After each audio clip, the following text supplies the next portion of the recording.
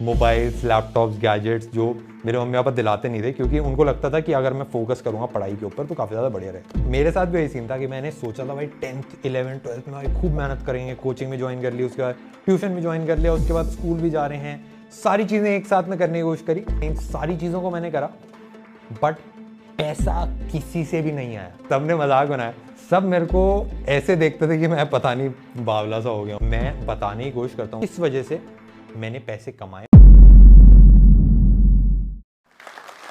Hello guys, मेरा नाम है श्लोक, आप देख रहे हैं जोश टॉक्स, और इसमें मैं अपने बारे में काफ़ी सारी चीज़ें बताने की कोशिश करूँगा। बेसिकली हमने काफ़ी ज़्यादा अजीबोगरीब चीज़ें कर रखी है, हमने वीडियोस बना रखी है, ऐप्स बना रखी हैं, अलग अलग प्लेटफॉर्म्स पे अलग अलग चीज़ों के साथ मिला के हम यूट्यूब पे कॉमेडी और टेक को मिला के वीडियोस बना देते हैं। बट ये वाली टॉक थोड़ा बिहाइंड द सीन्स के लिए, तो मैं कोई ऐसे रैंडमली उठ के नहीं आ गया हूँ, या फिर मेरी पूरी फैमिली में ऐसा नहीं है कि सब एक्टर ही बैठे हैं, सब यूट्यूबर्स बैठे हैं। मेरी पूरी फैमिली में ना कभी किसी ने बिजनेस करा है, ना उनको वर्ड बिजनेस अच्छा लगता है, और सब नॉर्मल जॉब वाले लोग हैं। एक मिडिल क्लास फैमिली से हूँ, मैं दिल्ली में रहता हूँ, और मेरी मम्मी एक हाउसवाइफ है, मेरी बहन भी, मतलब लाइक सब एक जॉब की तरफ देखते हैं कि भाई हाँ जॉब मिल जाए, आईआईटी मिल जाए, और उसके बाद क्लियर हो जाए भाई बढ़िया सी जॉब मिल जाए कहीं पे, तो वो एक सक्सेसफुल फ्यूचर उसमें देखते हैं। बट मैं आपको बताता हूँ कि कैसे मेरे लिए ये एक सक्सेस नहीं है। मैं अपनी स्टोरी के थ्रू आपको बताने की कोशिश करूँगा कि कैसे मैंने पर्सनली एक आइडिया, एक ऐसी चीज़ जिससे मुझे बहुत ही ज़्यादा प्यार था और जिसको मैं बहुत ही ज़्यादा एडमायर करता था, उसको कैसे मैंने एक बिजनेस में कन्वर्ट करा और कैसे उससे पैसे बनाए, कैसे एक टीम खड़ी करी। अभी हमारी टीम है अराउंड 20 लोगों की, और हम कॉन्स्टेंटली काफ़ी ज़्यादा अजीबोगरीब चीज़ें करते रहते हैं। मुझे खुद नहीं समझ में आता कभी कभार कि हम कैसे ये सारी चीज़ें कर देते हैं, बट आपको ये सारी चीज़ें एक स्टोरी के थ्रू बताने की कोशिश करूँगा, 3 स्टोरीज के थ्रू एक एक करके। तो ज़्यादा टाइम वेस्ट नहीं करते हैं, और यहाँ पे टेबल होती तो काफ़ी तेज़ी से बजा दी जाती, बट अभी है नहीं, तो डायरेक्टली स्टार्ट। तो पहली स्टोरी स्टार्ट होती है फेलियर के साथ। ये फेलियर ज़्यादातर लोग बोलेंगे कि लाइक फेलियर से सीखना पड़ता है, फेलियर भाई काफ़ी अच्छी चीज़ है, और काफ़ी मतलब लाइक लोग रेस्पेक्ट करते हैं फेलियर को कि भाई फेलियर तो होते रहने चाहिए। बट मैं इसमें बिल्कुल भी विश्वास नहीं रखता। मेरी स्टोरी में एटलीस्ट ये फेलियर बहुत ही बेकार चीज़ रही है, और मैंने काफ़ी ज़्यादा फेल भी करा है।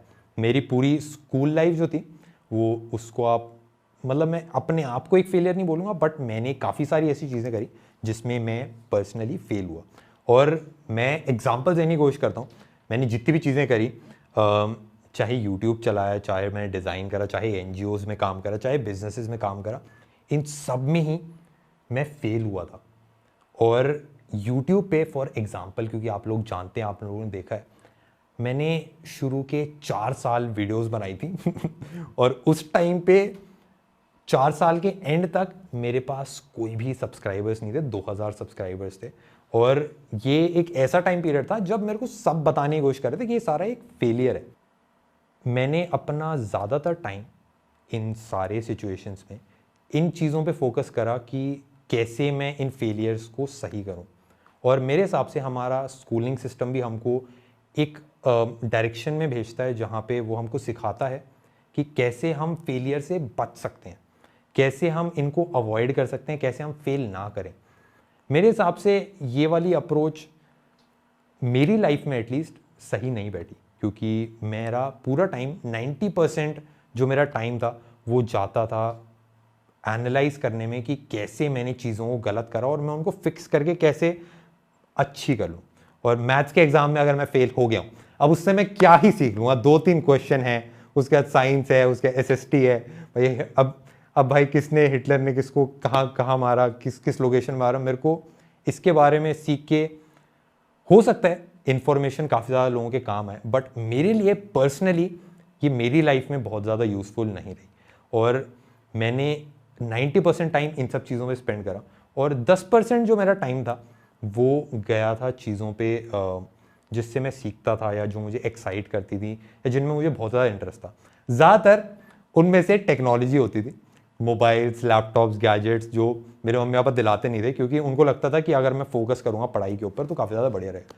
बट ये एक ऐसी चीज़ थी जो मैंने सीखी, और ओवर टाइम जैसे जैसे मैंने स्कूल पास करा, कॉलेज पास करा, मुझे काफ़ी बड़ा रियलाइजेशन हुआ कि रादर देन अगर मैं अपने फेलियर्स पे फोकस करने पे, अगर मैंने अपनी सक्सेसेस पे फोकस करना जैसे जैसे शुरू करा, जैसे जैसे मैंने अपना पूरा टाइम फोकस देना शुरू करा ऐसी चीज़ों पे जो मुझे पसंद थी, जो मुझे लाइफ में सिखा देती चीज़ें, और जो मुझे ऐसे एक्सपीरियंसेस पे जो रियल लाइफ में मुझे यूज़फुल लगे और जिससे मैं लोगों के लिए कुछ क्रिएट कर पाता, उससे बहुत ही ज़्यादा फ़ायदा हुआ। और वही एक चीज़ है जिसने मुझे एक्चुअल सक्सेस दी है। बट ये खाली एक पार्ट है। बट सेकेंड स्टोरी के बारे में बात करने से पहले एक फेलियर है जिसके बारे में मैं बात करना चाहता हूँ, और उसमें से मेरे को लगता है कि हम में से जितने भी लोग हैं वो सभी उसमें काफ़ी ज़्यादा फेल करे हैं। और वो इसलिए क्योंकि मैथ्स में स्टैटिस्टिक्स यही बता रहे हैं, 1 लाख में से 2-3 लोग ऐसे लोग होते हैं जो आईआईटी में पास आउट हो जाते हैं, या फिर आईआईटी में एक्चुअली सेलेक्ट हो जाते हैं। तो मेरे साथ भी यही सीन था कि मैंने सोचा था भाई 10th 11th 12th में भाई खूब मेहनत करेंगे, कोचिंग में ज्वाइन कर ली, उसके बाद ट्यूशन में ज्वाइन कर लिया, उसके बाद स्कूल भी जा रहे हैं, सारी चीज़ें एक साथ में करने की कोशिश करी। बट मोस्टली मुझे ऐसा लगा, अब लगता है कि ये गलत चीज़ों पे मैं फोकस कर रहा था, और ऐसी चीज़ें जिनमें सक्सेस का रेशो बहुत ही कम है। और फिर उसके बाद जब ऑफकोर्स जो एक मेजर एक जो सबकी लाइफ में होता ही है कि भाई कॉलेज में नहीं हुआ था, और मैंने एक काफ़ी नॉर्मल से कॉलेज में ले लिया था, तो ये एक ऐसा फेलियर था जिसने मुझे रीथिंक करने पे मजबूर कर दिया कि भाई ये कहीं मेरे सोचने का तरीका गलत तो नहीं है। और इसी को सोच के मैं अपने सेकंड स्टोरी पे आ जाता हूँ, और ये वाली स्टोरी है अजीब डिसीजंस के ऊपर। हम सब ने काफ़ी हद तक डिसीजंस लिए हैं जो काफ़ी वियर्ड होते हैं, काफ़ी अलग अलग होते हैं, बट मैंने अपनी स्टोरी में, अपनी जर्नी में जिस चीज़ से सबसे ज़्यादा सीखा है वो है अपने डिसीजन से। और ऐसी चीज़ें मैंने करने की कोशिश करी, क्योंकि फेलियर्स तो भाई आते ही जा रहे थे, कुछ भी करें, बट ऐसी चीज़ों पे फोकस करना शुरू करा जिनमें मैं बहुत ज़्यादा पैशनेट था, जिनको बहुत ज़्यादा करने में मज़ा आता था। और इन सब में फेलियर्स बहुत ज़्यादा होने लगे, और मैं भी सीखने लगा चीज़ों के बारे में। और मैंने जो फोकस था वो सारा फेलियर से उठा के 90% जो पहले था वो सारा सक्सेस के ऊपर, और जो जिन चीज़ों में मैं सक्सेसफुल हो रहा था उन पे शिफ्ट कर दिया, और मैं अलग अलग तरह की चीज़ें करने लगा। जैसे मैंने एक्टिंग शुरू करी, और एक ऐसा बच्चा जिसको एक्टिंग के बारे में कुछ नहीं पता है, जिसको बोलना भी नहीं आता है, जो आपस में बात भी नहीं कर पाता है आपस के दोस्तों के साथ, उसके लिए एक्टिंग करना एक बहुत ही ज़्यादा अजीब डिसीजन है। बट ऐसा डिसीजन था जो मुझे अच्छा लगा, एक एक्साइटिंग डिसीजन था मेरे लिए, और मैं उनके आउटकम्स के बारे में नहीं सोच रहा था। और जैसे एक्टिंग था वैसे ही मैंने डिज़ाइन करना शुरू करा, वैसे ही मैंने और भी चीज़ें जैसे फुटबॉल खेलना शुरू करा, फिर एनजीओज़ में काम करना शुरू कर दिया, ये भी काफ़ी एक बड़ी चीज़ थी। फिर उसके बाद बिजनेसेस में जॉब करना शुरू कर दिया जब मैं कॉलेज में ही था। और ये सारी चीज़ें बहुत ही ज़्यादा वियर्ड थी, क्योंकि ये सारी चीज़ें पहली बार कर रहा था, और ये मेरे लिए मतलब अगर आपस में जितने भी दोस्त थे मैं जिनसे भी पूछता वो सारे बोलते थे कि ये सारी चीज़ें मेरे लिए नहीं है, इन सब चीज़ों के लिए मैं नहीं बना। और इन सब में मुझे, जब मैं ये डिसीजंस लेता था, मुझे लगता था कि भाई बहुत ही ज़्यादा ख़राब हो जाएंगी चीज़ें, उसके बाद फेल हो जाऊंगा मैं, सब मजाक बनाएंगे, सारी चीज़ें होंगी। और जो एक्चुअल रियलिटी थी उसमें यही हुआ सब ने मजाक बनाया, सब ने बहुत ही ज़्यादा चीज़ें बोली कि भाई हाँ हमने बोला था तू भी ये नहीं हो पाएगा, ये सारी चीज़ें नहीं हो पाएंगी। बट लाइक वो एक मज़ा होता है ना, उसी के लिए वो चीज़ें करी जाती हैं। और इन सब चीज़ों से जो सीखने के लिए मिला वो, उसने कॉन्फिडेंस काफ़ी ज़्यादा बिल्डअप कर दिया। और एक काफ़ी ज़्यादा अजीब डिसीजन मैंने अपनी पूरी लाइफ का वो मैंने ले पाया था उस कॉन्फिडेंस की वजह से। वो था कॉलेज के बाद मेरे को जॉब मिल रही थी, सबको आसपास जॉब मिल रही थी, और मेरे को भी एक जॉब मिली थी काफ़ी अच्छी सी एक डिज़ाइन इंस्टीट्यूट के अंदर, और मतलब बढ़िया जॉब थी, अच्छा 8 लाख रुपए का पैकेज था, और सब बहुत ज़्यादा खुश थे मेरे लिए, हाँ भाई ये है वो है। बट मैंने एक डिसीजन लिया कि उस टाइम पे 2000 सब्सक्राइबर थे यूट्यूब पे, मैं भाई अब तो यूट्यूब चैनल बनाएंगे, फुल टाइम यूट्यूब करा जाएगा, जॉब नहीं करेंगे। सब मेरे को ऐसे देखते थे कि मैं पता नहीं बावला सा हो गया हूँ, मैंने क्या कर दिया, क्योंकि एक काफ़ी नॉर्मल सा डिसीजन नहीं है। ऐसा है कि सबका ये कॉन्ट्रडिक्शन था कि भाई जॉब के साथ साथ भी तो यूट्यूब हो सकता है, जॉब के साथ साथ ये सारी चीज़ें हो सकती हैं।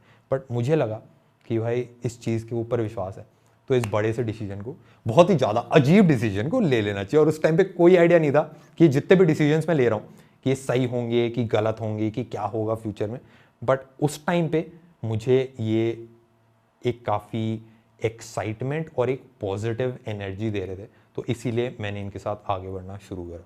अच्छा, तो अब डायरेक्ट बात आ जाती है पैसे के ऊपर, क्योंकि मैं सक्सेसफुल हूं कि नहीं ये मैं कैसे ही जज कर सकता हूं। ये आप लोग जज करेंगे जो लोग देख रहे हैं मेरी वीडियोस को और जो मेरे काम को और जो इन्फ्लुएंस मैं प्रोवाइड कर पाता हूं, उसके बेसिस पे जज हुआ जा सकता है। और सबसे ज़्यादा इंपॉर्टेंट टास्क होता है, अब जैसे भाई 2000 यूट्यूब सब्सक्राइबर के साथ मैंने सोच तो लिया कि भाई हाँ यूट्यूब चैनल बनाएंगे, सारी चीज़ें करेंगे, और ये सारी चीज़ें मैंने करी। भाई उसके एनजीओज में काम करना था, डिज़ाइन करना था, एक्टिंग था। डिज़ाइन का मैंने एक्चुअली सोचा था एक बिजनेस बनाऊंगा, हो नहीं पाया। एनजीओज में काम करना, बिजनेसेस में काम करना, इन सारी चीज़ों को मैंने करा, बट पैसा किसी से भी नहीं आया। और हमको बताया जाता है, मतलब मेरे को बचपन से बताया था कि भाई जिस चीज़ में प्यार है, जिस चीज़ में भाई तुमको पैशन है, वो करो, उससे पैसा आएगा, सारी चीज़ें अपने आप ऑटोमेटिकली ठीक हो जाएंगी, मेहनत करो, हार्ड वर्क करो, ये सारी चीज़। बट मेरे साथ ऐसा नहीं हुआ।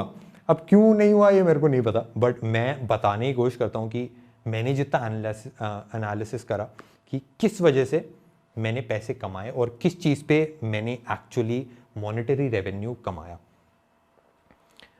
हमको ऐसा लगता है कि अगर हम ऐसी चीज़ में करेंगे जिसमें प्यार है या फिर जिसमें हमारा बहुत ज़्यादा पैशन है, तो काम कर जाएगी। बट इसमें होता क्या है कि जब भी मैंने अपने लिए काम करा, तब उसने मुझे कोई मॉनेटरी रेवेन्यू बहुत अच्छा नहीं दिया। जब मैंने अपने लिए डिज़ाइन करा, जब मैंने अपनी खुशी के लिए एक्टिंग करी, जब मैंने अपनी खुशी के लिए काम करा बिजनेसेस में, एनजीओज में, इन सब ने मुझे कभी भी पैसा नहीं दिया। जिस चीज़ ने मुझे पैसा दिया वो था जब भी मैंने दूसरे लोगों के लिए काम करा, और जब भी मैंने सामने जो लोग हैं उनको अनसेल्फिशली वैल्यू प्रोवाइड करने की कोशिश करी, या फिर ऐसी चीज़ क्रिएट करने की कोशिश करी जो उनकी हेल्प कर पाए। जब वो छोटी चीज़ थी तब उसने छोटे पैसे दिए, और जब वो बहुत ही बड़ी चीज़ थी तब उसने बहुत ही ज़्यादा पैसे दिए। और अगर एक ऐसी छोटी चीज़ थी जिसको मैंने बहुत ज़्यादा स्केल कर दिया, काफ़ी ज़्यादा लोगों तक पहुंचा दी, उसने और भी ज़्यादा पैसे दिए। और वो पैसे मैंने प्लान नहीं करा था यार, मैंने कभी बिजनेस रन नहीं करा। मेरी पूरी फैमिली में मैं किसी और को नहीं जानता जिसने बिजनेस रन करा। बट ये चीज़ मैंने एक एक स्टेप वाइज सीखी कि जब भी मैंने ऐसी चीज़ क्रिएट करी, जब मैंने ऐसे डिज़ाइंस क्रिएट करे जो एक इवेंट के लिए बहुत ज़्यादा यूज़फुल थे, तब उन्होंने मुझे उसके लिए पैसे दिए। जब मैंने एक ऐसी एक्टिंग करी जिसके लिए उस इवेंट को पैसे आ जाते, तब उन्होंने मुझे पैसे दिए।